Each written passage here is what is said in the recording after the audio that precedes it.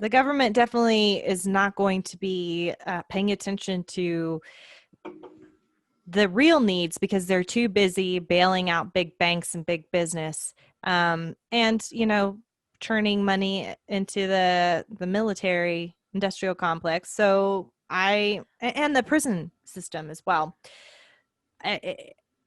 Though our priorities as a nation have been skewed to such a level that I don't know how to unwind that pretzel. Yeah. But Corporate business over families. Yeah.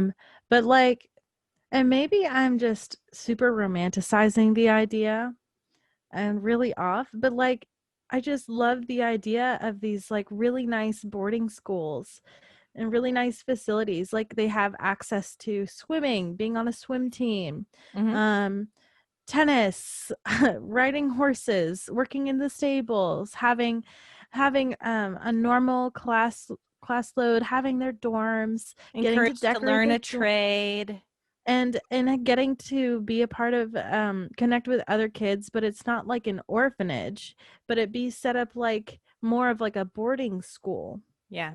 And with like just really nice programs for them to be involved with that also work with other schools in the city. That way that they can like still. Playing off of your idea, I don't know any of the facts or numbers behind this, but just consider the amount of money like that the Hart family got for adopting those kids, and the stipend they would get until the child reached 18. Right. Just think about all the money that we're investing in giving these foster parents or adoptive parents. And, I think that still should be a thing. But if you considered, hey, we don't have enough people signing. Whoa. There's a cat at Julia's computer showing his butt. Kendrick, had they just let Kendrick in when she came in to talk to me? Kendrick, no! Get your butt out of the camera. Oh my God. It's a full moon tonight. Oh God. I'm trying to move her. She's just. That was exciting. I'm so sorry. But I'm not. That was horrific and funny at the same time. But like, I don't know how much, like, if you just created a space like that, not just like repurposing an old prison, but like you can repurpose old buildings and create dormitories and those types prisons of all places. I mean, what? These are for children. They have their own cell. Oh my God. But just if you consider the cost that it would be to run a facility like the one you're talking about, and you have trained professionals, and you don't have to keep monitoring all these other like foster parents and providing money to each, it would just go towards the child's care in that place. And they have the counselors on campus. Yeah, that's a good question. And it's not to say that those kids can never return to their parents, but that should be considered like, this is where the kid is going to stay until we can figure out if it is okay for them to go home. And they are taught, fed, educated, and socialized, and all of those things. Part of programs they don't even have to try to get driven out to, because like there's some like there are a lot of families that can't afford to be part of these other school programs, and they don't have the resources to drive their kids around to all these things. But if it's like all there, like, well, I mean, maybe they do go get bused to a school, maybe they do get bused to a public school, but they come back to that home and they learn, they have chores, they have responsibilities, but they're not servants. They are learning skills for life. And I think that's important, but they're also getting the mental health help that they need. And that, I think, I like the sound of that. I'd be curious to kind of look into that as an option, in the future. Because I don't know why, but I thought of the Haley Mills movie. Trouble with Angels or something. I remember that. I always kind of wanted to go to a boarding school. Yeah. That sounds so posh, Julia. DHS still hasn't centralized the monitoring of key metrics such as turnover and family leave use. This has limited the agency's ability to have a clear picture of staff coverage in districts and field offices statewide. A newly hired child welfare business manager is expected to address this need. the whole centralizing of information, it seems like that's been a big thing for them, is getting their database up and running and everything connected. Like that is why you'll have people like the Harts who have reports of abuse spanning 3 different states, and no one is communicating. No DHS is communicating with the other DHS. Like it's They haven't managed the their time management well. They've been like their focus well. They've been focusing on like honing in on only certain elements and letting other things kind of go to the fray. Yeah. Well, a bill just passed during the 2019 legislative session that removes the requirement that caseworkers have a bachelor's degree, which they hope allows for more support staff to become There we go. caseworkers. There we go. But what is there in the meantime? Like I looked in Colorado at doing that, but it seems like they still have the must have a bachelor's degree requirement here. So I wonder if Oregon is just they're seeing that's their reaction to not getting enough people. So workers. It's not nationwide, it's just a state legislation then. Right. Yeah. Okay. All right. It says the audit focused on 3 areas: management practices, foster parent retention and recruitment, and staffing issues.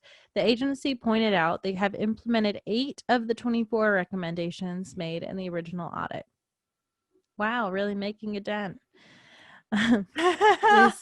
They say, we are in the early stages of reforming a child safety system that's been struggling to care for Oregon's vulnerable children and families for years. The report confirms for us that we're on the right path, but substantial work remains ahead. Faribor's Paxerest. Yeah. Paxersesh. Who is the DHS director? They said in a statement.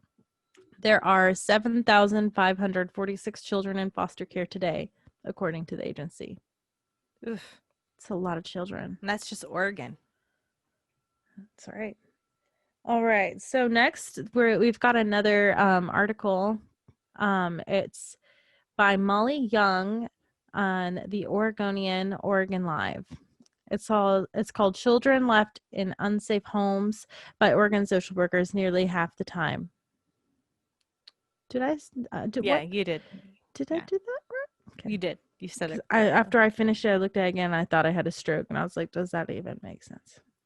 I hate articles that start like that, where they're like, "Children left in unsafe homes by Oregon social workers nearly half the time," report says. It's like, what? Just say the report says that children are left. Yeah, whatever. Right. It's very confusing. Anyway. An alarming report arrived at an Oregon Child Protective Services office in February 2016. A mother was hallucinating. She was getting a gun. 2 months passed before a social worker checked in on her kids, a new review showed. 2 months? There did the wording again. Yeah. It's like, by the way, review showed it. Oregon's child welfare system leaves children in danger because workers routinely miss or ignore threats to kids' safety, according to an internal state report made public Monday. Can they not just lead with that? It's so much easier to read. God, or maybe I just can't read. Words are hard. The Oregon Department of Human Services reviewed a random sample of 101 case decisions after the death of a foster child last year raised questions about agency decision making. The teen died after a medical condition went untreated. Wow. And they're saying that this is someone in foster care. So they're in the system to where the system should be like protective services should be checking in on these kids regularly because they are foster kids, because that is a special program. But that's in cases where kids, they know kids and they know their situation can track it. They're not even tracking that. 2 months is a long time to go by without anything. 2 months? That kid could have been dead and rotting. Like, I would be curious to hear the story on that. The analysis found social workers incorrectly determined children were safe in 47 of the cases, nearly half. Social workers didn't look for defined safety threats in 27% of the cases and identified the wrong risks in another 20%. What's happening, guys? What's happening? Is this just from being overloaded and just having too many things going on and you're just missing stuff? It has But to be.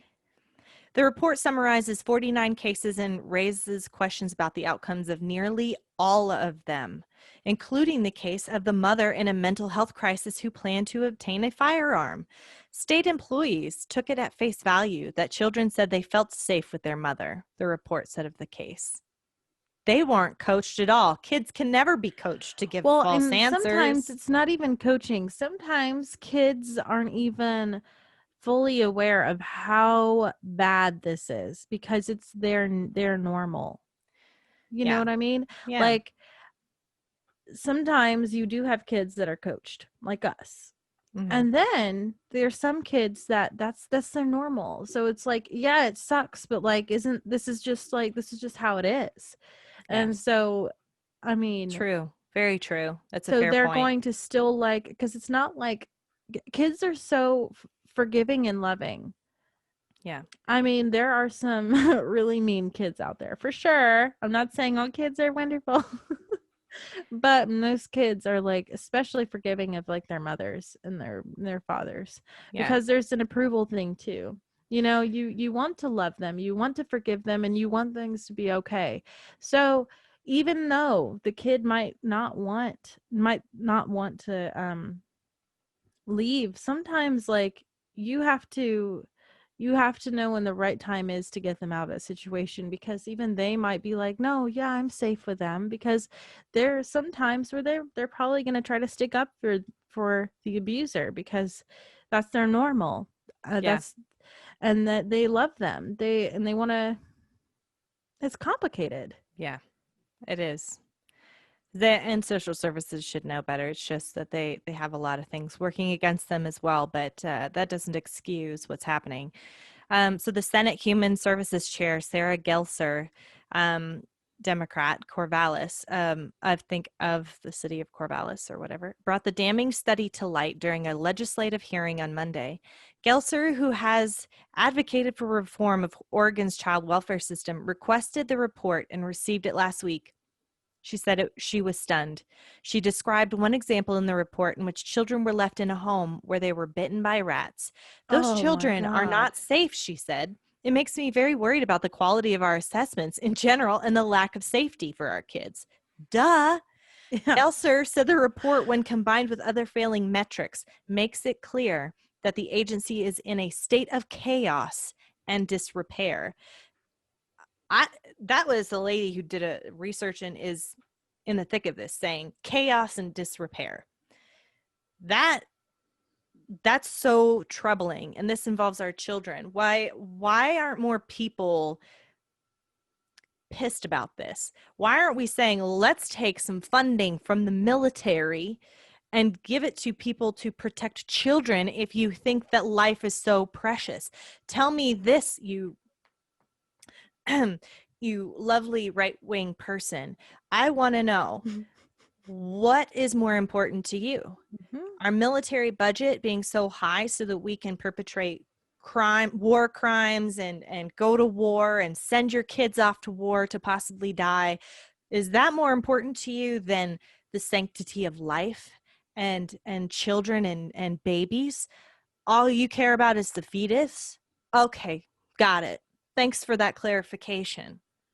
Maybe all of your you know, those pro-life marches and everything and all the money that they raise for those things, why don't they funnel those to things like this? Julia, I'm sure that the foster care just system. haven't thought about it.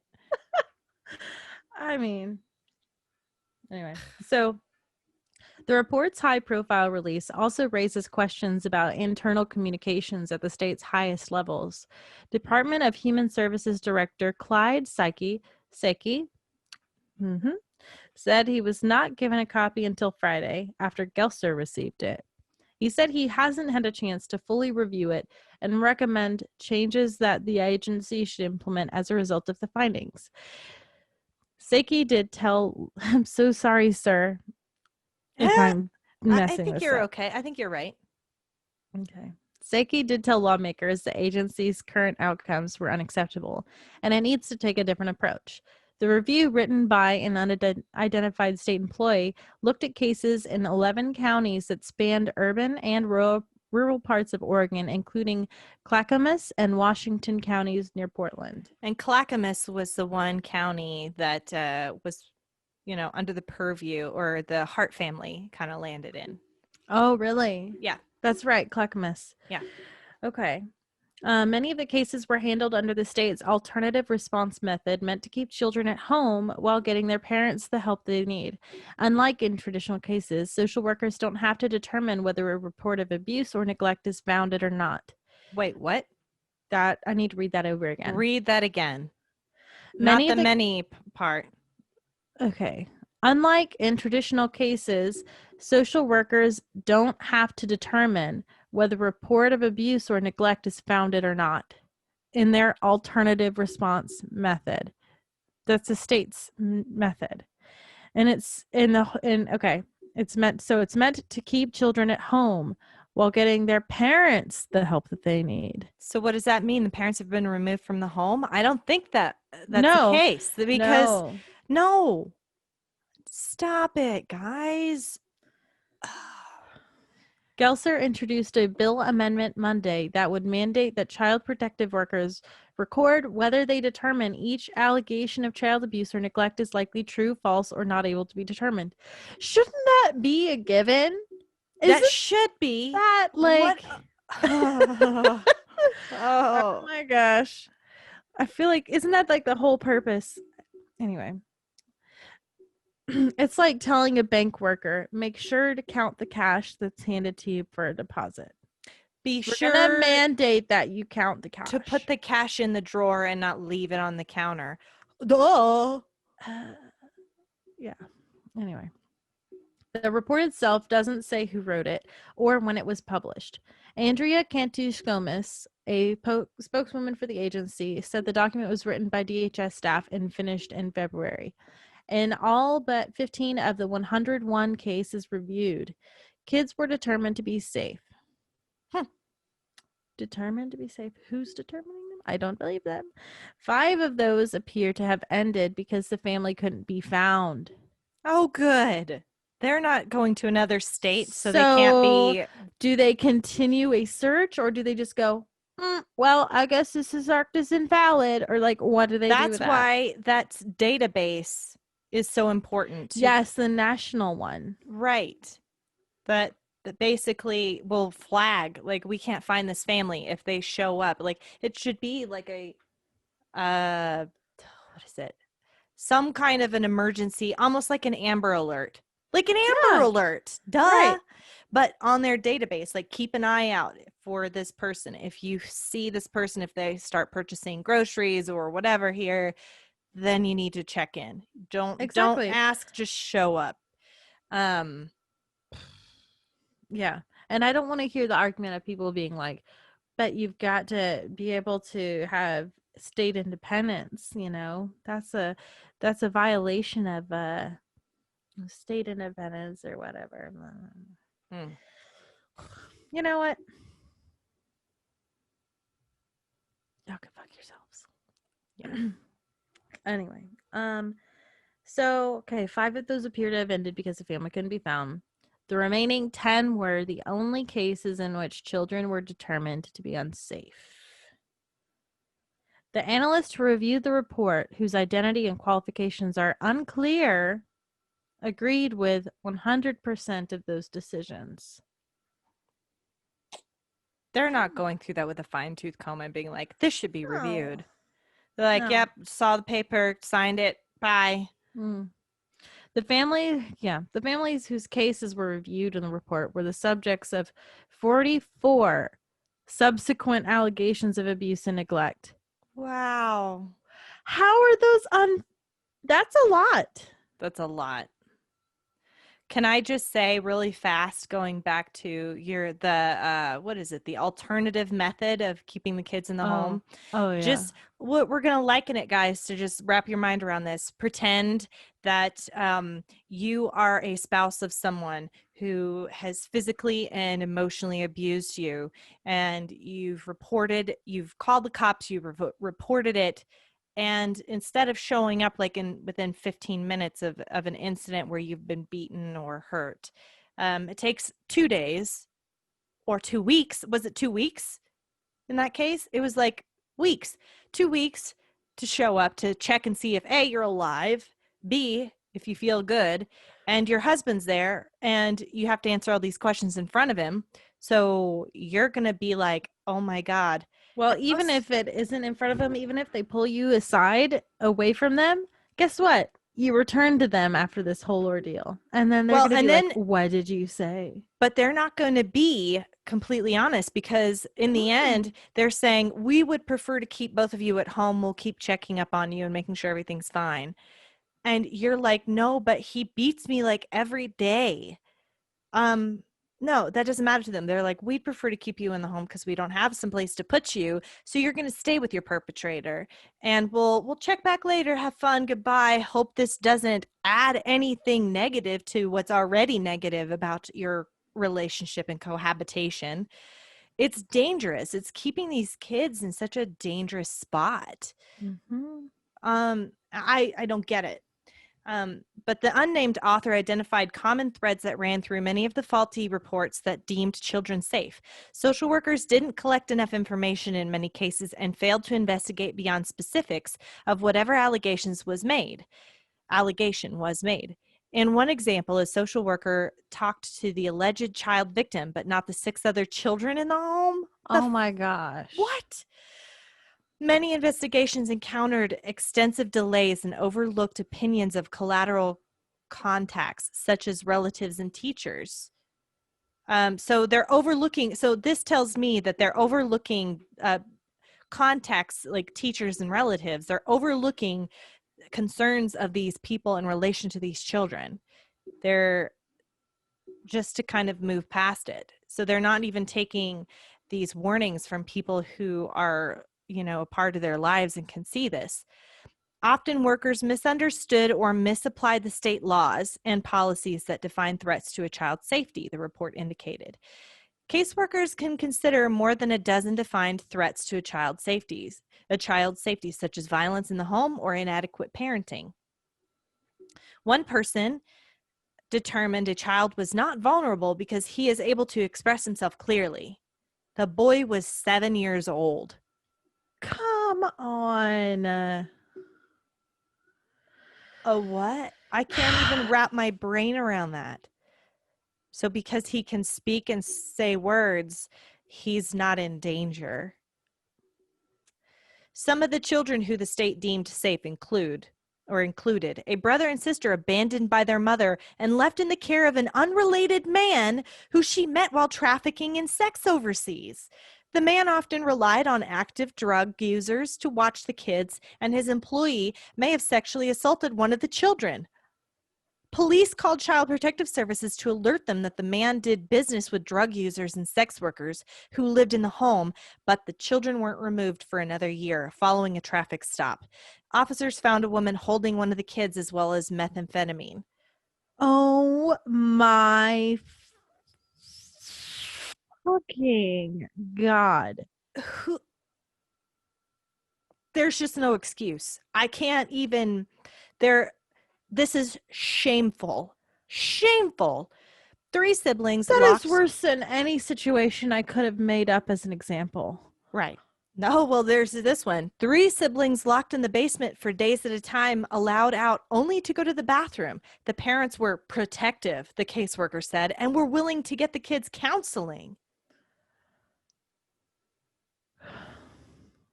Oh my What? God. So before I go to this next one, can I just ask, is it just because the caseworkers see so much awful shit that now they can't even comprehend what awful shit is? And that just so jaded. they're just like so oblivious to, oh, I've got a random idea. I don't even know if this is good.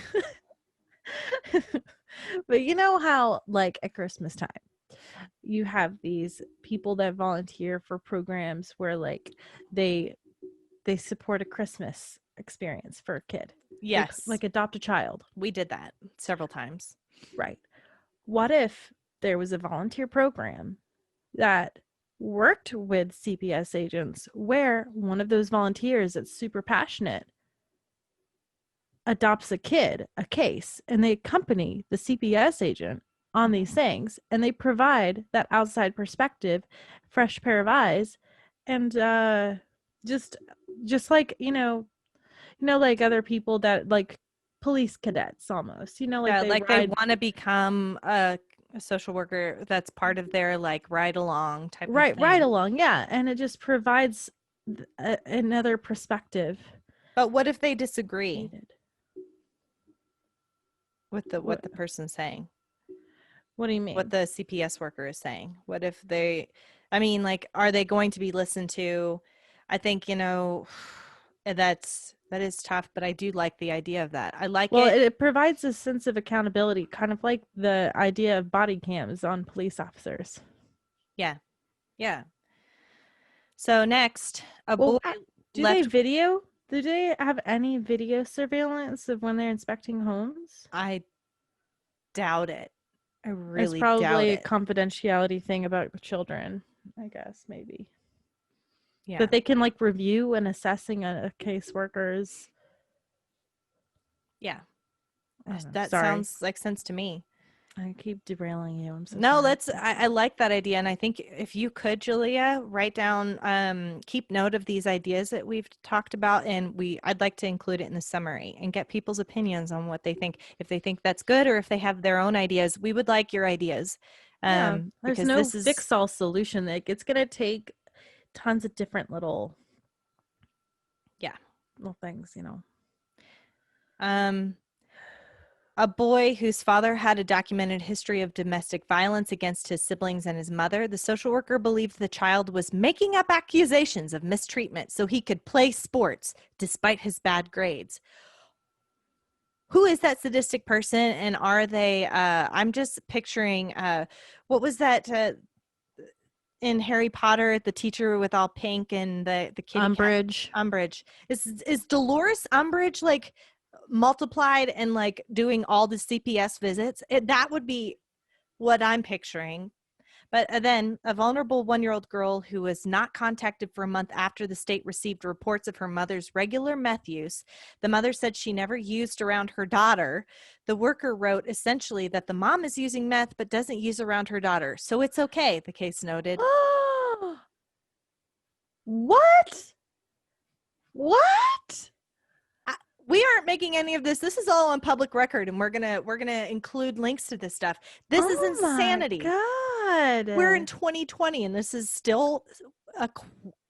Be like, so you don't use it in the same room? We'll take your word for okay. it. Okay, that is reasonable. Okay. And if it's a 1-year-old kid, like that kid needs your supervision. So there's no way you're not using in front of the kid. Ooh. The report is a reminder of the grave risks children face and the tragic consequences that can result when child protections fail, Gelser said. Hell to the yeah. The state is actively reviewing the deaths of 3 children, including Caden Berry, a 12-year-old from the Salem area who was killed in January. His mother, who was the subject of reporters to child welfare officials, was charged with murder. Child advocates said their biggest takeaway from the report was its lack of surprise. God. Yeah. Cases like those described in the report are an everyday norm seen at the Liberty House, a child abuse assessment center in Salem, said Allison Kelley, the organization's chief executive. She said some of the risks children in Oregon face are beyond belief. David Paul, a Portland attorney who represents victims of child abuse, said the report is the latest example in an ongoing pattern of failure The agency regularly fails to meet federal performance benchmarks, such as how quickly it responds to reports of abuse.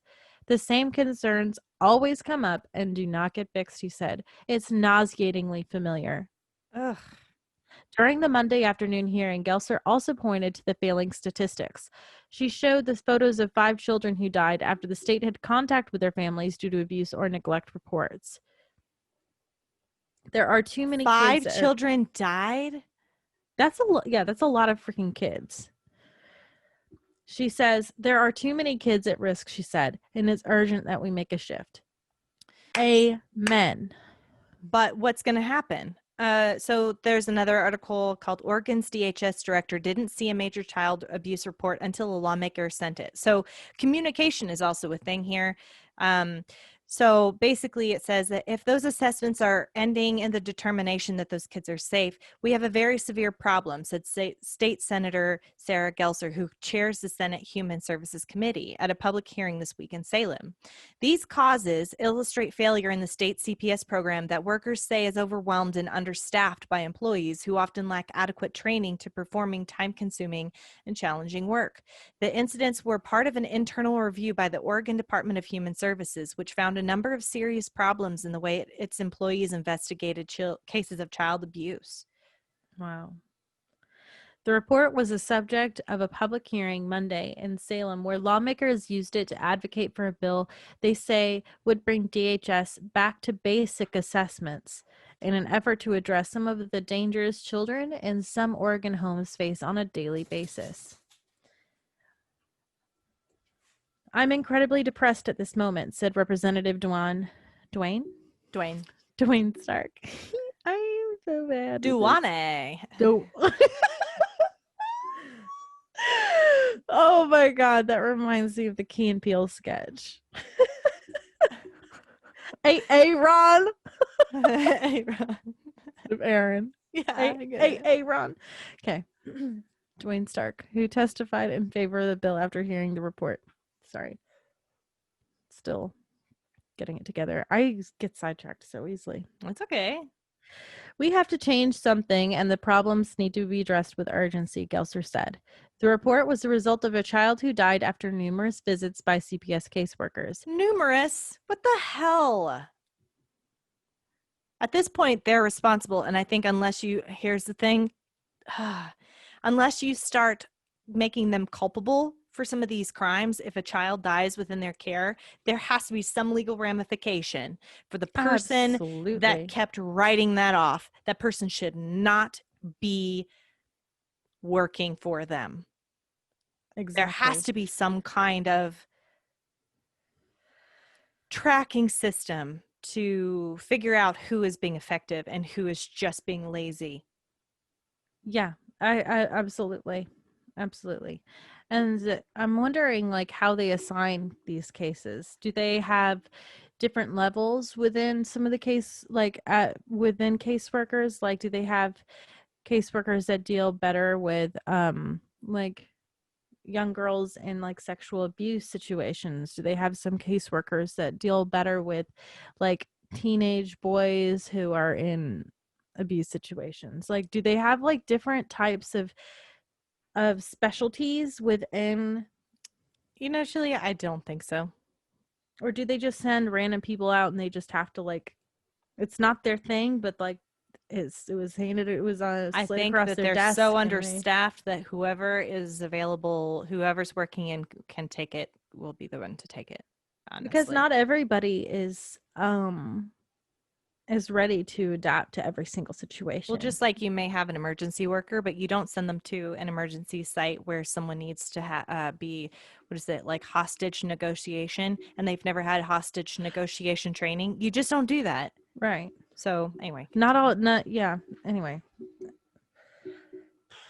Okay, it says DHS reviewed 101 recent cases from 11 counties, including Lane, Washington, Jackson, and Clackamas, and 47% of the CPS cases examined. The reviewer did not agree with the caseworker's conclusion the children were in a safe home. Wow.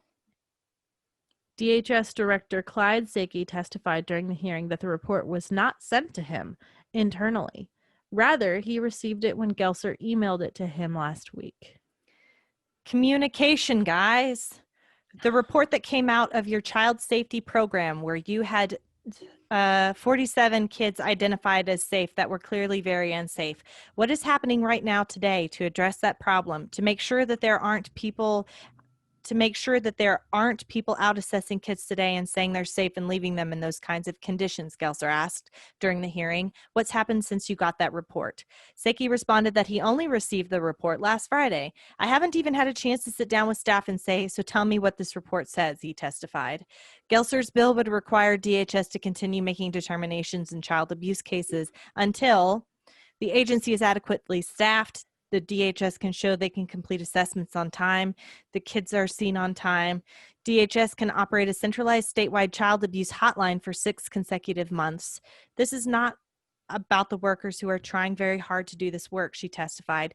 We as legislators have not adequately funded our child welfare program. During Monday's hearing, Saki said the agency needs a new approach to fixing its problems. No shit. It's laughable, but like also you can't laugh because it's not funny. Right. So under another article says foster children, Oregon officials keep key data on safety from public. This is by Dennis Theriault, C. Theriault, The Oregonian, Oregon Live. I think we have another article from the same place. Yeah, we do. Several. Says having access to that data is an especially important check on an agency that's faced several lawsuits in recent years, paying out millions of dollars in judgments over allegations that it failed to adequately intervene in cases that resulted in sex abuse, serious injuries, or death. These little snapshots of data are all that advocates have, that community members have, to get even a glimpse of what's happening to kids in foster care, said Pamela Heisler, a former foster child and longtime advocate who served on DHS Child Welfare Advisory Committee and helped write a safety report for the agency in 2009. If they're not being updated, there's no one to hold DHS accountable to state and federal policies or to their own goals. But numbers obtained by the Oregonian Oregon Live from DHS, while confirming some modest gains, show more than 1,000 children every month are still waiting longer than 30 days for checkups that are seen as the first line of defense against abuse and neglect. The numbers don't show how much longer the waits are. That's insane. 30 days? 1,000 children every month waiting longer than 30 days. That is the saddest thing to think for even about. Just the first check, the first one. Not even follow-ups, but like to even just be like, we hear you. This is not awful. Even just be like, hey. Beyond checking for obvious harm, caseworkers rely on regular visits to ensure that children in foster homes are receiving any needed mental health care, for example, and are adjusting to new schools. So why do they, or not why, but who do they have besides their caseworkers? It's their main line for getting the help they need, said Heisler, who spent 11 years in foster care, sometimes in homes more abusive than the homes I'd been removed from. Wow. Meanwhile, according to an internal report from January obtained by the Oregonian Live, Caseworkers Timelines, when it comes to investigating abuse claims, including attempts to check in, has slipped. With the most serious accusations, caseworkers are supposed to respond within 24 hours, precious time when deciding whether a child is in so much danger that he or she must be removed from a home. In less serious cases, a response is supposed to come within 5 days. Wow. We're failing that badly. Miserably. In June 2011, the most recent month shown in the dashboards, caseworkers hit those marks 83% of the time. That had fallen to 57% in the last 3 months of 2014. So this is definitely a little bit older. I think this article was written in 2017. Unfortunately, without access to timely data, the next time we'll read about children in foster care is when they're involved in a terrible abuse situation, said Mike Balter, the most recent chair of the Child Welfare Committee and the longtime director of Portland's Boys and Girls Aid Society. In 2008, the federal government issued a review that found Oregon's system had flunked 11 of 14 areas. Flunked, guys. Failed. 11 out of 14 areas seen as important to keeping children safe, including timely abuse investigations.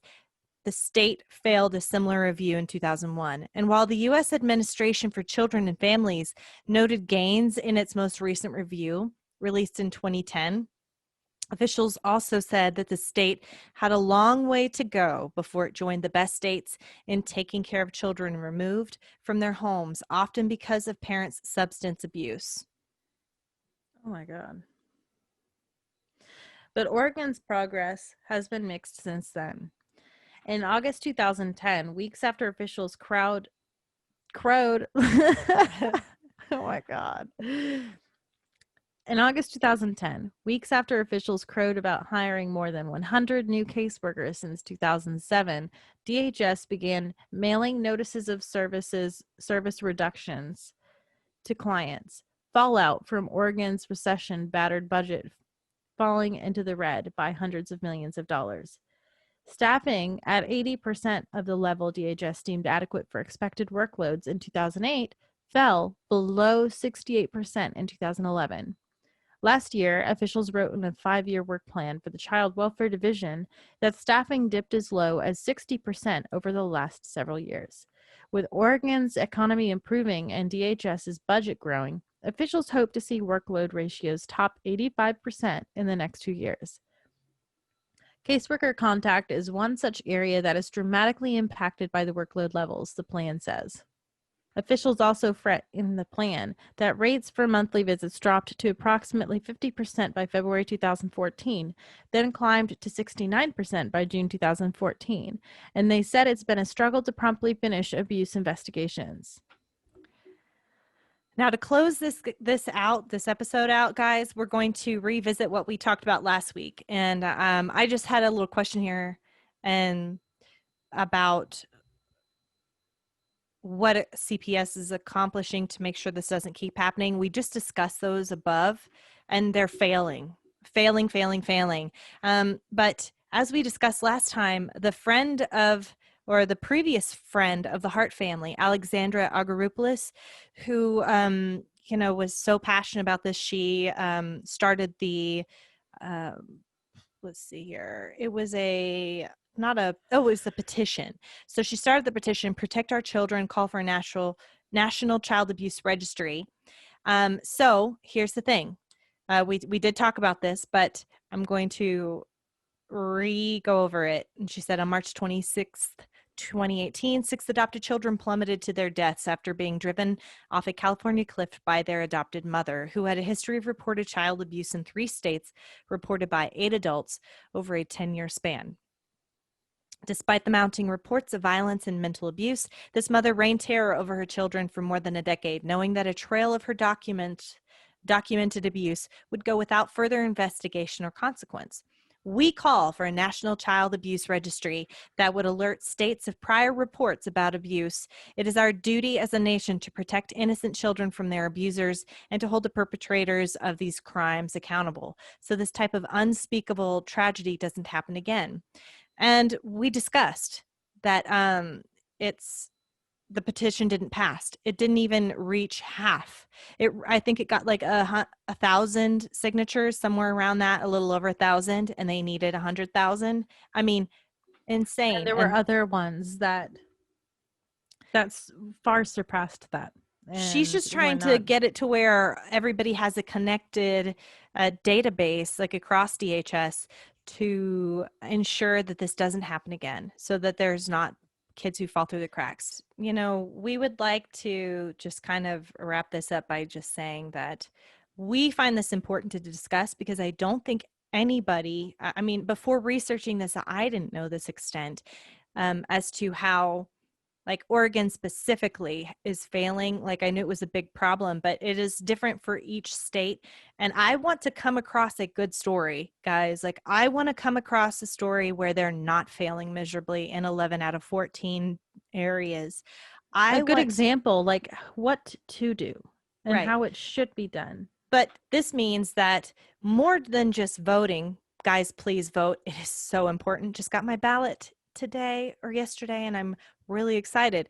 But we have to start pushing our lawmakers to start caring more about these issues, because if it's not on their radar that we care about it, then it's not gonna be a priority to them. And kids are getting the brunt of all of this, and they can't go to their legislators. They don't even know what that means. It is our duty as adults, and hopefully the protectors of the vulnerable, to say this matters, even if it's not affecting me directly. This matters, and this is what I expect. You want to be voted in? This is what I expect. So start making demands, and really, like, we are going to try and feed you guys any kind of legislation that we are seeing passing in whatever state, in whatever area. That way, if you are in that area and you can positively affect this, that is your call to action. And sorry, Lux doesn't like what I'm saying, or she agrees. I don't know. I can't tell. She hears kids outside.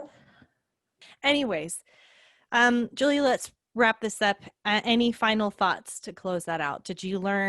What did you learn that blew your mind? So much. All of it. I mean, the biggest things that were just like, I think the biggest things that like blew my mind were some of those example cases that you went over that other caseworkers had deemed fine. Yeah. It's safe. And just trying to wrap my head around like what could lead to that.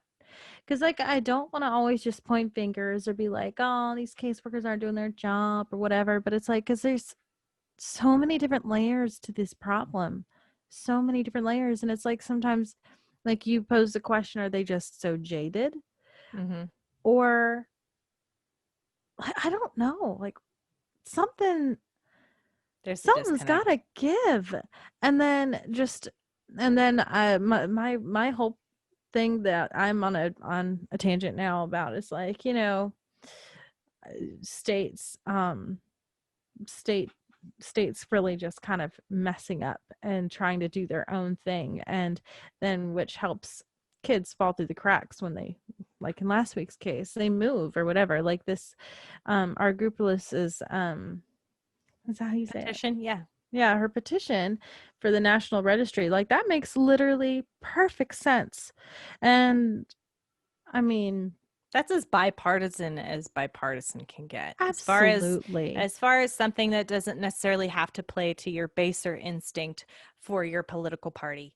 And I think that's important to keep in mind, is that Absolutely. we can create these things that I think everybody on both sides can agree with, because to me this isn't a partisan issue, and I think that's important to No. remember. And maybe that's why people don't care about it, because we are so polarized right now politically, That's a that good point. unless it is something that is like abortion must end, you know, pro-life versus, you know, pro-choice, like these very polarizing things seem to be the things that get the most attention and have the most social discourse around them. So let's work on getting people riled up about it. Yeah. That's Kelley, what we have to do. Kelley, can we close this episode out with the song Save the Children by Marvin Gaye? I would I wish we could get the rights to that song. Yeah, we'd get so hella sued. But guys, please go put that song on. We'll put it in the episode summary. We'll put a link to it in the episode summary. There we go. We don't get in trouble. Or you could just sing it for us, Julia. I think that's not a good idea. Okay. I would make everyone embarrassed. Okay. Well, guys, go rate and review, like I said before. And Julia, where can they find us? At www.thefamilydiespodcast.com. We would love your comments. We would love to hear from you. And please join us on social media. I'm going to, Scout's honor, be honest with you guys. This last week, I failed miserably. With work and everything, I was not on top of my game the way I typically am. The new job, the new schedule had me a little frazzled. So I did not get social media put up for the last 2 episodes. I apologize. I will fix it so you'll see it pop up because I'm catching up on that. But by next week, guys, I will have my new flow down and you won't even realize it. So just realize that I'm acknowledging my failure here. But Kelley, you're doing a phenomenal job. Thank you. So are you. Let's get people to join the family and have a really great week. Today is Sunday. This will release on Wednesday. So have a good hump day. Yeah, have a good hump day. Have a good rest of your week. Good week. Good next weekend. All that good stuff. Yeah. Don't be a dick. Don't be a dick. That's a good one. All right. Okay. Bye, everybody. Bye.